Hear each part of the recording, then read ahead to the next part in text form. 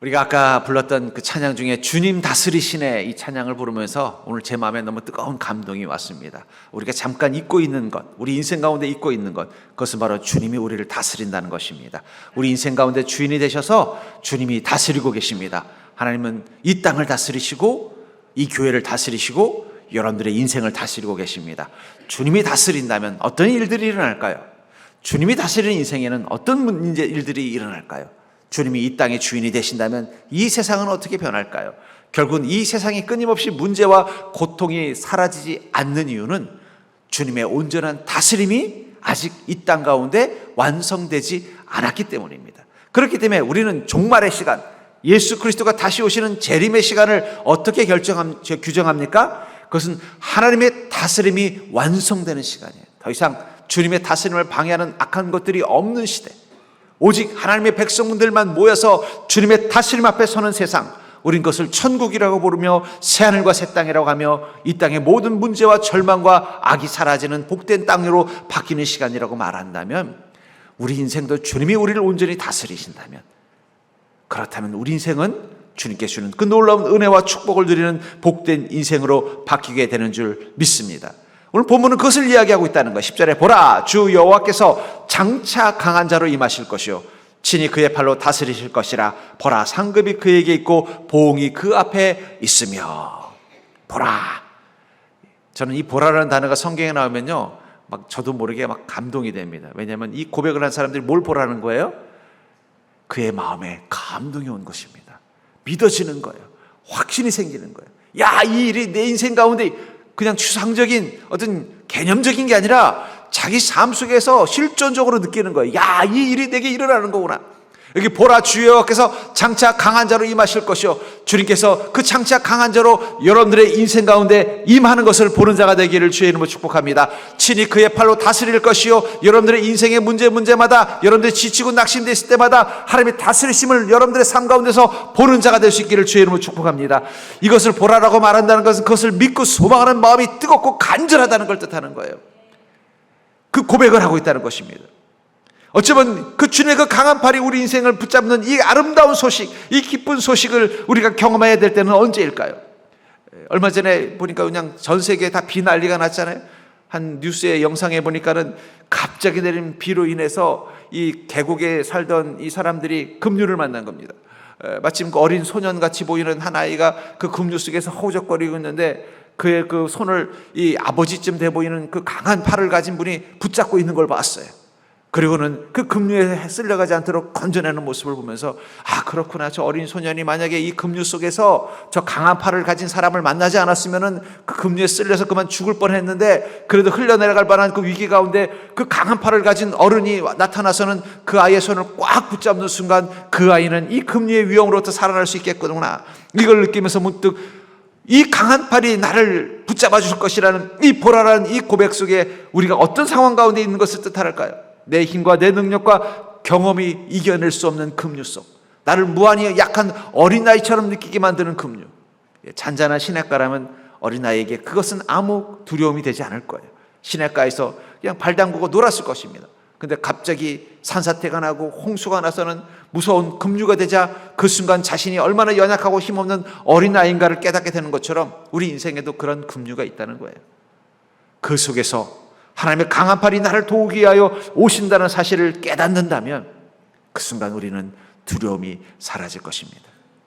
옛날에 뽀빠이라는 만화 영화 기억나세요? 저는 그 뽀빠이라는 만화 영화를 보면서 참 이상한 걸 봤어요. 첫째는 그 뽀빠이는 남자 주인공 치고 너무 못생기지 않았습니까? 그의 매력은 딱 하나예요. 뭐예요? 강한 팔을 가지고 있다는 거예요. 그 뽀빠이가 사랑하는 여인 올리브는요, 왜 이렇게 말라깽이입니까? 근데 저는 거기서 재밌는 걸 봤어요. 이 올리브에게 가장 멋있어 보이는 남자는 누구예요? 뽀빠이고, 뽀빠이에게 가장 예뻐 보이는 여자는 누굽니까? 올리브입니다. 저는 그게 하나님과 우리와 관계가 같다고 생각해요. 우리는 그 올리브처럼 참 별 볼 일 없고 매력 없는 말라깽이, 이 여인 같습니다. 근데 우리 눈에 가장 멋있어 보이는 분은 누구예요? 강한 팔을 가지고 계신 하나님이십니다. 하나님은 뽀빠이보단 잘생기셨을 거예요. 중요한 건 이 올리브가 뽀빠이에게 반한 건 무엇입니까? 그에겐 강한 팔이 있었다는 거예요. 연약한 말레깽이, 자기를 끊임없이 괴롭히는 이 블루토로부터 나를 지켜줄 수 있는 이 연약한 말레깽이 같은 나를 도와줄 수 있는 힘을 가진 존재, 그게 뽀빠이예요. 그래서 올리브는 어려움이 생길 때마다 어떻게 해요? 뽀빠이 도와줘요. 우리는 누구에게 그렇게 얘기해야 될까요? 예수님 도와주시옵소서.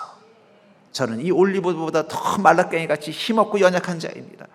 제 인생에 블루토와 같은 급류와 문제가 올 때마다 저는 어떻게 아무런 힘을 쓸 수 없습니다. 그때 주님 그 강한 팔로 나와 함께하여 주시옵소서. 나를 도와주시옵소서. 우리가 이 고백할 수 있다는 게 얼마나 큰 축복이냐는 거예요. 그래서 보라라고 말하고 있는 거예요. 보라, 주 여호와께서 장차 강한 자로 임하실 것이요 친히 그의 팔로 다스리실 것이라. 보라, 상급이 그에게 있고 보응이 그의 앞에 있으며. 이것이 내 인생의 가장 아름다운 소식이라고 말하고 있다는 것입니다. 그렇다면은 이 강한 팔로 표현된 이 강력한 하나님의 은혜와 능력은 우리를 어떻게 도우실까요? 정말 그 강한 팔로 우리와 함께 하신다면, 우리를 다스리신다면 하나님은 어떻게 우리를 도와주고 계실까요? 저는 여러분들이 성경을 통해서 내 인생 가운데 강한 팔로 함께 계신 주님, 나를 다스리시는 그 주님을 여러분들의 삶 가운데 경험하는 기쁨이 있기를 주의 이름으로 축복합니다. 첫 번째 우리가 깨닫는 것은 무엇이냐면 그것은 바로 하나님의 뜻은 운명의 힘보다 강하다는 것입니다. 절 따라해 볼까요? 하나님의 뜻은 운명의 힘보다 강하다. 출애굽기 6장 1절에 보면은 하나님께서 이스라엘 민족을 애굽에서 건져내실 때의 상황을 이렇게 말합니다. 여호와께서 모세에게 이르시되 내가 이제 바로에게 하는 일을 내가 보리라. 강한 손으로 말미암아 바로가 그들을 보내리라. 강한 손으로 말미암아 바로가 그들을 그의 땅에서 쫓아내리라. 하나님께서 뭐라고 말씀하세요? 이스라엘 민족을 이 애굽의 노예로 살고 있는 그들을 건져내고 구원해내는 이 일을 뭐라고 말하냐면 나의 이 강한 손으로 말미암아 그 완고한 바로가 그들을 보내게 될 것이다 라고 말하고 있다는 것입니다. 바로와 애굽은 이스라엘 민족에게는 운명과 저주와 불행과 같은 것입니다. 400년 넘게 애굽의 노예로 살았던 이스라엘, 그들의 인생의 운명을 결정짓는 것은 바로입니다. 선한 바로가 왔을 땐 그들에게 평안이 있었고요, 악한 바로가 있으면 그들은 고통 속에 있는 거예요. 자기의 힘으로 자기 인생의 가치를 결정할 수 없는 자들이 노예입니다. 그들이 애굽에 있을 때 살만하다 할 때는 자신들에게 능력이 있어서가 아니라 그 나라를 다스리는 왕이 누구일 때예요? 선한 왕 바로일 때. 바로라는 말은 파라오를 우리식으로 번역한 겁니다. 이집트의 왕을 파라오라고 부르잖아요. 선한 파라오가 자기들을 다스릴 때는 어떻게 된 거야? 살만했었어요. 근데 갑자기 악하고 완고한 바로가 자신들의 주인이 되자 그들은 고통과 절망 속에 사는 거예요.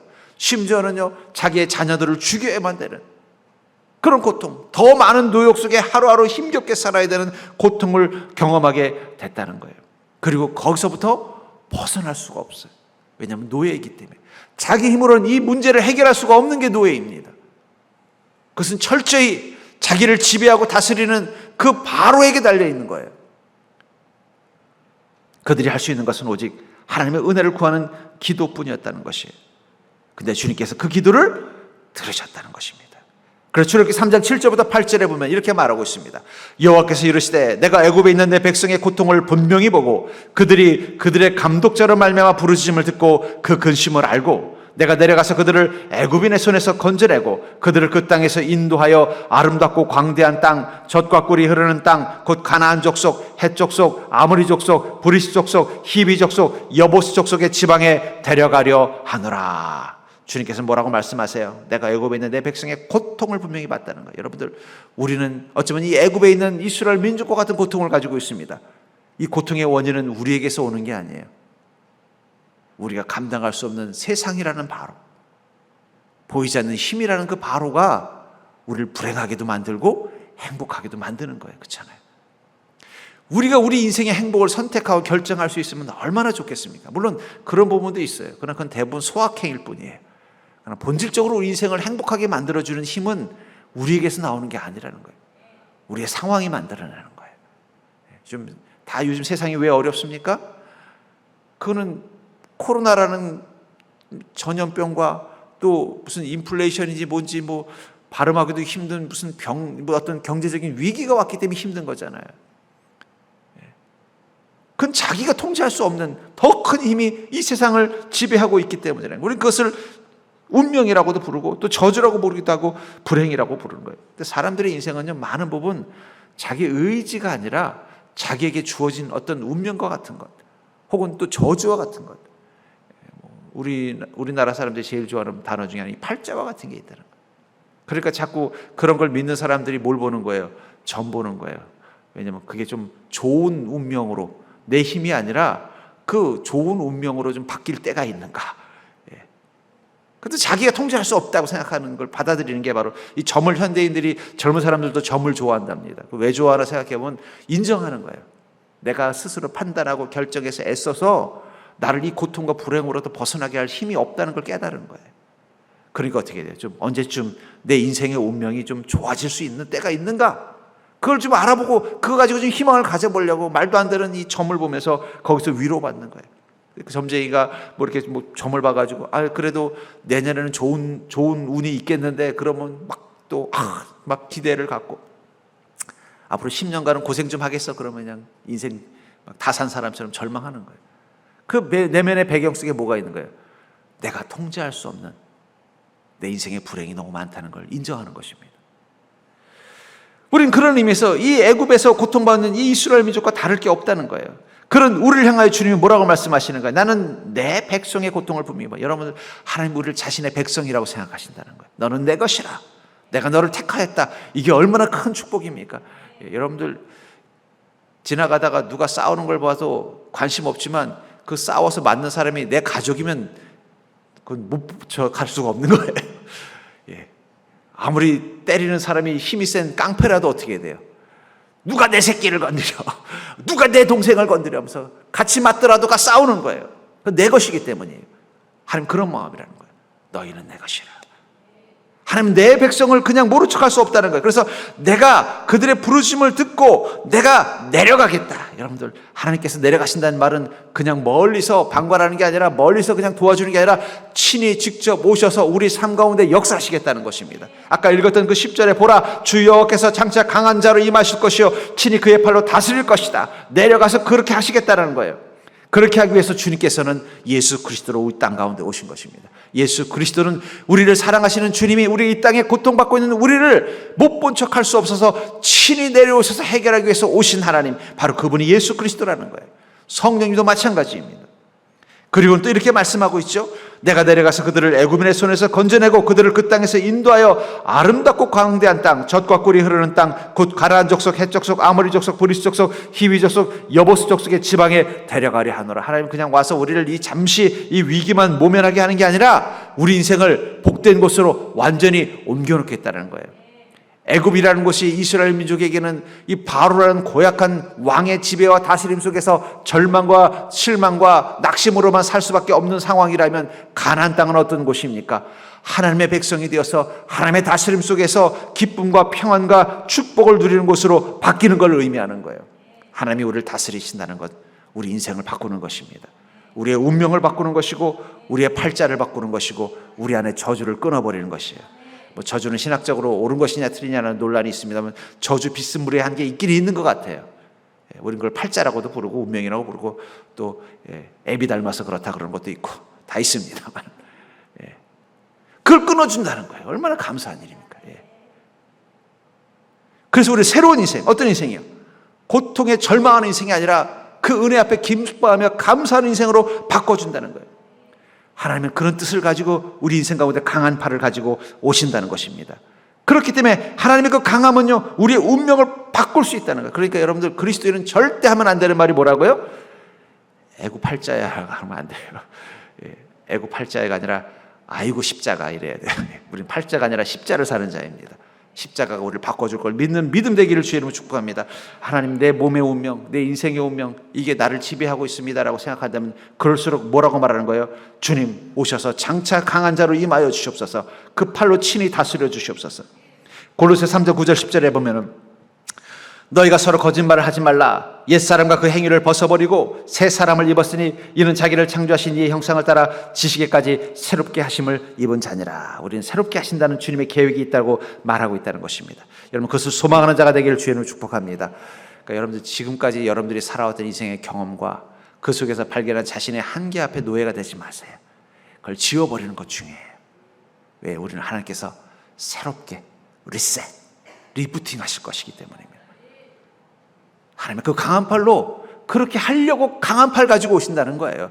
그냥 살던 대로 살게 하려면 굳이 하나님께서 뭘 친히 우리 인생 가운데 오셔서 두 팔 걷어붙이고 확 바꿔버리시려고 강한 팔로 역사하시겠어요?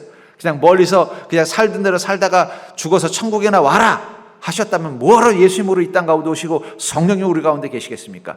지금 이 땅에서부터 우리 삶을 완전히 바꿔놓기를 원하시는 거예요.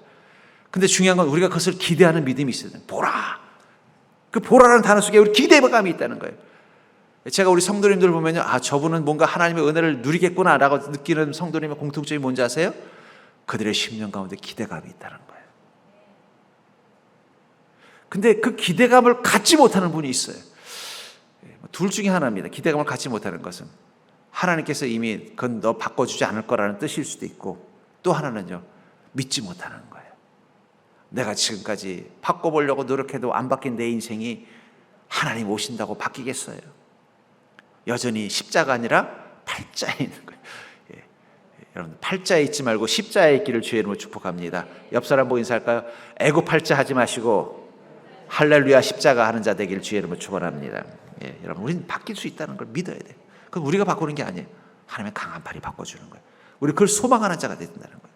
두 번째로는요, 그 강한 팔로 표현된 그 강력한 하나님의 은혜와 능력은 우리를 어떻게 도우실까요? 바로 우리 인생을 선으로 빚으실 만큼 강하다는 거예요. 우리와 함께 하신 주님의 그 강한 팔은요, 우리의 인생을 선으로 빚으실 만큼 강하다라고 말하고 있다는 것입니다. 로마서 8장 28절에 보면 우리가 알거니와 하나님을 사랑하는 자 곧 그의 뜻대로 부르심을 입은 자들에게는 모든 것이 합력하여 선을 이루느니라. 바울 목사님 뭐라? 우리가 알거니와. 이것도 보라와 같은 말이에요. 나는 분명하게 알고 있다라는 거예요. 나는 경험했다는 거예요. 목격했다는 것입니다. 나는 믿고 있다는 것입니다. 그것은 바로 하나님을 사랑하는 자 곧 그의 뜻대로 부르심을 입은 우리에게는 모든 것이 합력해서 선을 이룬다는 거예요. 예, 선을 이룬다는 말이 얼마나 설렙니까? 왜냐하면 우리의 미래가 어떻게 된다는 거예요? 선함. 여러분, 드라마의 해피엔딩이 좋은 거예요. 그렇죠? 예, 저는 공포영화를 그렇게 좋아하지 않습니다. 공포영화를 좋아하지 않는 건 무서워서가 아니라 꼭 끝을 찝찝하게 끝내요. 아, 좀 선한 자가 이기고 악당들이 사라지고 괴물들이 좀 사라지고 그런 세상이면 얼마나 좋아요. 사라진 줄 알고 있으면 갑자기 또 나타나서 괴롭히면서 다음 편을 기대하게 만드는데 저는 기대하고 싶지 않아요. 왜 쓸데없이 그 악당들한테 괴롭힘을 당하고 그 마귀들한테 괴롭힘을 당하면서 우리 인생을 살아야 되겠습니까? 좀 힘들더라도 한 번에 1편에 다 끝내서 없애버리고 이제는 해피엔딩만 있어야지. 그렇잖아요. 저는 공포영화 별로 좋아하지 않습니다. 무서워서가 아니라 끝이 찝찝해요. 그런 거 자꾸 보고 있으면 내 인생도 그 공포영화 속에 갇혀 있는 것처럼 느껴져요. 그러니까 자꾸 두려움이 생기는 거예요. 간신히 하나 해결했는데 또 어떤 빌런이 나타나서 어떤 괴물이 나타나서 어떤 문제가 나타나서 나를 또 괴롭히면 어떡하나. 늘 그런 두려움을 가지고 있다는 거예요. 근데 성경은 뭐라고 말해요? 아니라는 거예요. 하나님이 택한 자는 어떻게 되는 거예요? 모든 것이 반드시 선함으로 끝날 거라는 거예요. 이 모든 것 속에는 우리의 시간, 우리의 경험, 우리의 능력, 우리의 사람들이 들어있습니다. 그리고 우리의 시간, 우리의 경험, 우리의 능력, 우리의 사람 중에 우연이라는 시간, 위기라는 경험, 실패라는 내 인생의 연약함, 그리고 우리를 힘들게 하는 적과 같은 사람들도 들어있다는 거예요. 그들마저도 어떻게 한다는 거예요? 선으로 바꾼다. 알거니와 반드시 확신한다는 거예요. 예, 여러분들 어남선이라는 말 들어봤어요? 어차피 남편은 선우 이런 드라마에 나오는 젊은이들의 용어입니다. 그래서 요즘은 어디다 그런 말을 쓰는 아무개 어차피라는 뜻이라는 거예요. 어차피 그렇게 될 거라는 뜻을 가지고 있어요. 저는 그리스도인들도 똑같다고 생각합니다. 절대 그리스도인은 어무선이다. 어차피 모든 게 선하게 될 거라는 거예요. 예, 우리 옆 사람 보고 있을까요? 어차피 모든 게 선하게 될 겁니다. 어무선. 우리는 어무선이에요. 어무선. 그리스도인은 어차피 모든 게 다 선하게 된다고 주님이 말씀하셨잖아요. 우리가 알거니와 그의 뜻대로 부르심을 입은 모든 자들은 모든 게 합력해서 선을 이룬다는 거예요. 선을 이룬다는 것은 단순히 착하다는 것만을 뜻하는 게 아닙니다. 성경에서 말한 선하다는 뜻은요, 착하다는 뜻만 있는 게 아니라 그건 복되다는 뜻도 가지고 있어요. 승리한다는 뜻도 있습니다. 가치 있다는 뜻도 있고, 하나님께서 어떻게 해요? 그의 명예를 높여준다는 뜻도 있어요. 모든 것이 다 우리를 복되게 만들고 승리하게 만들고 가치 있는 인생이 되게 만들고 주님이 우리를 높여주시는 은혜를 경험하게 되는 게 이 선함이라는 거예요. 그것을 누가 하신다는 거예요? 하나님의 강한 팔이 한다는 거예요. 이 TV에 보면 이 달인들이 나오잖아요. 제가 가끔 TV에 달인들이나 이 유튜브에 달인들이 하는 걸 보면서 신기할 때가 있어요. 아무것도 아닌 거 가지고 그 사람의 팔이 막 툭툭툭 하면은요, 막 멋진 작품이 나오기도 하고, 막 안 될 일이 만들어지기도 하고, 손가락으로 주물럭주물럭 하면은 밥알의 숫자까지 다 세고, 저 사람 참 신기한 팔을 가지고 있구나. 저 사람 팔만이 할 수 있는 거구나. 제가 제 팔로 그렇게 한다고 되겠습니까? 안 되죠. 달인의 손만 가능한 거예요. 하나님의 강한 팔. 그것이 있기 때문에 우리 인생은 바뀔 수 있다는 거예요. 그 하나님의 강한 팔이 우리 인생을 주장하시고 다스리시고 인도하신다면 내 인생 중에 계신 그 하나님의 손은 모든 것을 선하게 만들 수 있을 만큼 강력하고 위대한 달인의 손과 같다는 거예요. 그분에게 우리가 맡기면 된다는 것입니다. 시편 56편 11절에 보면은, 시편 56편 11절에 보면은 이런 말씀이 있습니다. 내가 하나님을 의지하였은즉 두려워하지 아니하리니 사람이 내게 어찌하리까. 여러분 뭐라고 말하고, 여러분 우리 그리스도인들은요 좀 배포가 있습니다. 뭐예요? 내가 하나님을 의지한다면 난 두려워할 게 없다는 거예요. 사람이 내게 어찌. 여러분 우리를 두렵게 하는 게 뭐예요? 결국 사람과 사람이 만든 상황이잖아요. 그게 우리를 어쩔 수 없다면 뭐가 두렵겠어요? 그렇죠? 사람과 사람이 만드는 상황이 우리를 감히 건들 수 없다면 뭐가 두렵겠어요? 우리가 두려운 건 결국 사람이에요. 사람과 사람이 만든 상황이 두려운 거예요. 내가 하는 일에 관련된 그 사람이 나를 도와주지 않으면 어떻게 되나? 그게 두려움이 되는 거고, 나에게 힘을, 영향력을 가진 사람이 나를 미워하면 어떻게 되나? 그게 또 두려움이 되는 거고요. 나에게 도움을 줘야 되는 사람이 모른 척하면 어떻게 되나? 그게 두려운 거예요. 근데 뭐라고 말하는 거예요? 사람이 내게 어찌하리까? 여러분들이 좀 그런 배짱 가지고 좀 살았으면 좋겠어요. 사람이 우리를 어떻게 할 수 없습니다. 왜냐하면 우리는 하나님을 의지하기 때문입니다. 하나님을 의지하는 자는 사람이 어떻게 할 수 없습니다. 저는 그 믿음을 가지고 선포하는 배포 있는 믿음 되기를 주의 이름으로 축복합니다. 세 번째로 강한 팔로 표현된 이 강력한 하나님의 은혜와 능력은 우리를 어떻게 도우실까요? 바로 내 약함이 자랑되게 할 만큼 강하시다라고 말하고 있다가, 우리와 함께 하시는 그 하나님의 강한 팔은요 우리의 약함을 자랑으로 만들 만큼 강하시다라고 말하고 있다는 것입니다. 고린도전서 1장 27절부터 29절에 보면, 그러나 하나님께서 세상에 미련한 것들을 택하사 지혜 있는 자들을 부끄럽게 하려 하시고 세상에 약한 것들을 택하사 강한 것들을 부끄럽게 하려 하시며, 하나님께서 세상에 전한 것들과 멸시받는 것들과 없는 것들을 택하사 있는 것들을 폐하려 하시나니 이는 아무 육체도 하나님 앞에서 자랑하지 못하게 하려 하심이라. 여기 보면 그러나라는 단어로 시작되는, 여러분 이 그러나라는 단어가 정말 중요해요. 왜냐하면 하나님께서 우리를 택하시는 인재를 등용하는, 일꾼을 등용하는 방식이 상식 밖이라는 뜻이에요. 사람들은 누군가를 써서 일하고자 하고 누군가를 채용하려고 할 때는 제일 중요한 게 뭐예요? 그 사람이 지혜가 있는가, 그 일을 감당할 능력이 있는가, 그걸 감당할 만한 체력이 있는가, 환경이 되는가, 이런 걸 보잖아요. 근데 그러나 하나님은 거꾸로 하신다는 거예요. 그러니까 여러분들이 주님의 종으로, 주님의 일꾼으로, 주님의 나라를 위해서 사명자로 쓰임받을 때 하나님께 이력서를 낸다면 그 이력서에는 뭐가 써 있을까요? 성령님 앞에 면접 받을 때 이력서에 뭐가 써 있을까요? 여러분들 이력서 써본 적 있으세요? 뭐 내가 어디 취업을 한다든지 어디 무슨 어떤 일에 내가 동참하기 위해서 이력서를 쓸 때는요 머릿속으로 뭘 고민해요? 이 일을 위해서 나에게 어떤 능력이 있는가, 어떤 지혜가 있는가, 어떤 자격이 있는가, 이런 것만 자꾸 집어넣잖아요. 그렇죠? 예. 그걸 또 과장에 쓰면 또 욕도 먹기도 하고, 예. 그러다가 보니까 뭐 장관 내려다가 쫓겨나기도 하고 뭐 그러기도 합니다만은, 사람들은 자신이 얼마나 지혜롭고 얼마나 능력 있고 얼마나 강하고 얼마나 존귀한지를 이력서에 넣으려고 한다는 거예요. 근데 하나님 면접하는 하나님의 이력서는 거꾸로 한다는 거예요. 뭘 쓰라고 말한다는 거예요? 당신이 가장 약한 걸 쓰십시오. 당신의 가장 미련한 걸 쓰십시오. 당신의 가장 천한 걸 쓰십시오. 그걸 쓰셔야 하나님이 면접을 보십니다. 당신의 잘난 거 쓰면 하나님께서 결격 사유라고 생각할 것입니다. 당신의 지혜로움을 이야기한다면 하나님 그걸 결격 사유라고 생각할 것입니다. 당신이 얼마나 존귀한지를 설명하려고 하면은 하나님 여러분을 택하지 않을 것입니다. 그러나라는 단어 속에 있다는 거예요.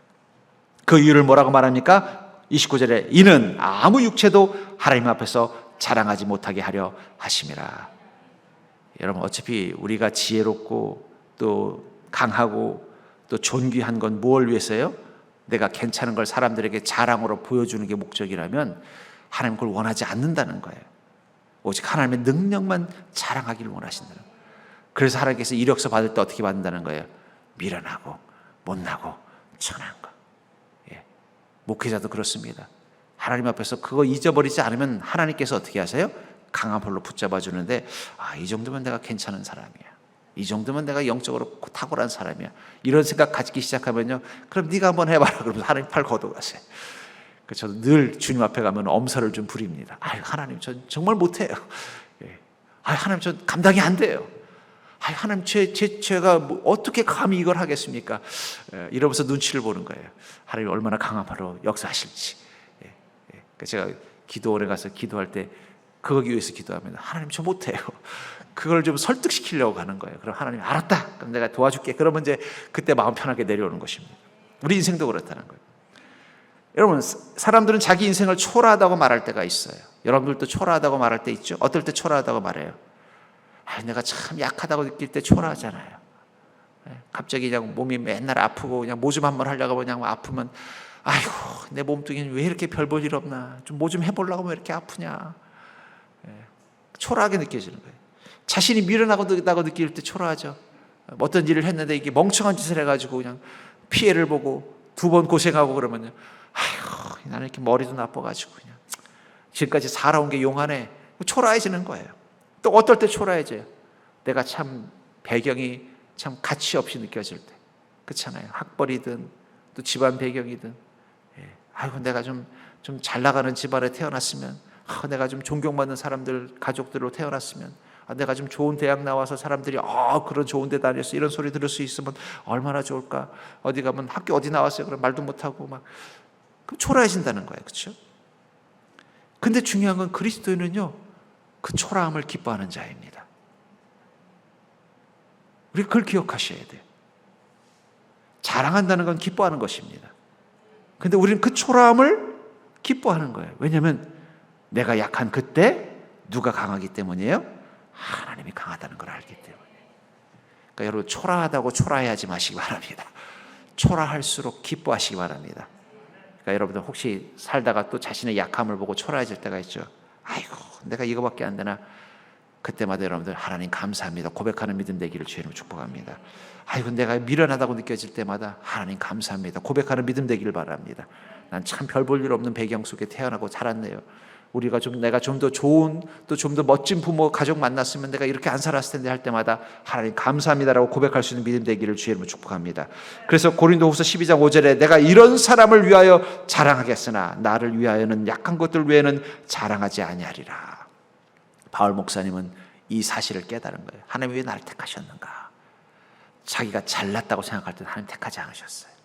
내가 그래도 가말리엘 문화생이고 그래도 이렇게 지혜롭고 또 집안도 베냐민 지파에다가 우리 아버지는 또 부자에다가 영적으로 믿음도 정말 좋은 장로님이시고, 그래서 다 유대인들 지도자들이 이거 그 아무개 씨 제자라며, 아무개 아들이라며, 그럼 당연히 우리 유대 공회에 와가지고 함께 일해야지. 내가 당신 믿음이라면 당신에게 맡기고 우리 유대교를 힘들게 하는 이 교회와 기독교 예수를 좀 당신이 책임지고 해결해 줄 것 같아. 당신은 그런 능력이 있어. 그럴 땐 하나님이 바울에게 아무 관심이 없었어요. 그러다가 그가 자신의 연약함과 어리석음을 다메섹 도상에서 깨닫고 나자 아나니아를 보내서 그의 눈을 뜨게 하시고 바나바를 통해서 그가 주의 종이 되게 만들어주셨다는 거예요. 자신이 초라하게 느껴져야만 하나님이 관심을 갖습니다. 그러니까 여러분들, 사람들 앞에서는 행복하시고 주님 앞에서는 좀 초라해지셔도 돼요. 괜찮아요. 내가 약한 자인 것, 내가 부족한 자인 것, 내가 미련한 자인 것, 그 이력서 들고 주님 앞에 가듯이 주님 앞에 가셔도 된다는 거예요. 왜냐하면 내가 약해진 그 자리에 하나님은 강한 팔로 임하시기 때문입니다. 내가 약해진 자리에 하나님 오시는 거예요. 여러분 이렇게 도로에 보면은 이 소방차 서는 구역이 있잖아요. 빨간 줄, 거기다 차 세워놓으면 딱지 떼고 벌금 내잖아요. 그걸 왜 만들어 놨을까요? 거기가 불 났을 때 소방차 세우고 불 끄기 제일 좋은 자리인 거예요. 우리가 가장 초라해지는 곳, 하나님의 강한 불로 지켜주시고 도와주시기 가장 좋은 자리입니다. 그러니까 우리는 약함 가운데 초라해지지 않는, 기뻐하는 거예요. 내가 비워놓을 수밖에 없는 것, 내가 너무나 연약해서 나를 다 비울 수밖에 없는 것, 그것이 바로 주님의 은혜가 채워지는 자리이기 때문에. 그렇기 때문에 우리는 주님 앞에 우리 연약함 가지고 비워놓는 거예요. 내 힘으로는 이 잔을 채울 수 없나이다. 내 힘으로는 이 가문 가운데 이 기름잔을 채울 수 없나이다. 비워놓으면 주님의 은혜가 채워지는 거예요. 내가 낮아질 수밖에 없는 자리, 내가 너무나 연약하고 부끄러운 존재라 낮아질 수밖에 없는 그 자리, 그 속에 주님은 높임 받으십니다. 그래서 우리는 초라해지지 않아요. 아니, 초라해질 때 기뻐합니다. 우리는 약해지지 않아요. 아니, 약해질 때 주님의 강함을 경험하는 인생이 되는 것입니다. 그렇기 때문에 그리스도인다운 자랑은 오직 하나, 바로 내 인생의 강한 팔 되시는 하나님을 자랑하면서 사는 거예요. 우리는 그것 때문에 기뻐하는 자인 줄 믿습니다. 그것 때문에 감사하는 자인 줄 믿습니다. 그러니까 여러분, 약하다고 낙심하지 마세요. 초라하다고 약심하지 마세요. 왜냐하면 그것이 자랑이 되게 할 만큼 주님의 팔은 강하십니다. 그분이 여러분들을 지키시고 보호하신다는 거예요. 그런 의미에서 여러분들, 우리가 주님의 은혜의 손을 붙잡는 데 필요한 우리의 의지, 우리의 능력, 그것은 강한 손일 필요가 없습니다. 그냥 연약한 손 그대로 주님을 향하여 뻗기만 하면 되는 거예요. 그 다리 위에서 금 위에 흘려 휩쓸려가는 그 어린 아이를 구원하기 위해서 그 강한 팔을 내민 그 어른의 손을 그 어린 아이는 자신의 힘으로 붙잡는 게 아닙니다. 그냥 자신의 약한 팔을 뻗어서 그 어른이 그 강한 팔로 자신의 손목을 붙잡도록 손을 내어놓기만 하면 되는 거예요. 그게 믿음입니다. 그냥 주님 앞에 여러분들의 마음과 삶을 내어놓으십시오. 내 모습 이대로 주 받아주시옵소서. 내 삶 가운데 주님 다스려 주시옵소서. 저는 주님이 죽으라 하면 죽고 살라면 살고 오른쪽으로 가라면 오른쪽으로 가고 왼쪽으로 가라면 왼쪽으로 가겠습니다. 그 손을 내밀기만 하면 된다는 거예요. 자존심 부릴 필요 없어요. 아직도 자신이 그래도 좀 쓸만한 인생이라는 걸 증명하려고 애쓸 필요 없다는 거예요. 그냥 내어놓으시면 돼요. 그럼 하나님의 강한 팔이 여러분들의 연약한 손목을 붙잡아 주실 것입니다. 그리고 그 급류에서부터 여러분들을 건져낼 것입니다. 그것을 믿는 믿음이 있다면 세상이 요동칠수록, 세상의 급류와 같은 문제가 많을수록 우리가 해야 되는 유일한 태도는 바로 주님 앞에 우리의 모든 것을 내어놓는 믿음, 그리고 주님의 그 강한 손 앞에 우리의 삶을 맡기는 믿음, 그것만 있으면 됩니다. 그 믿음 가지고 나가는 자 되기를 주의 이름으로 축복합니다. 그것을 통해서 여러분들의 또 한 주도 주 다스리시네, 주 다스리시네, 주님이 다스렸습니다라고 고백하는 복된 한 주가 되기를 주의 이름으로 축원합니다.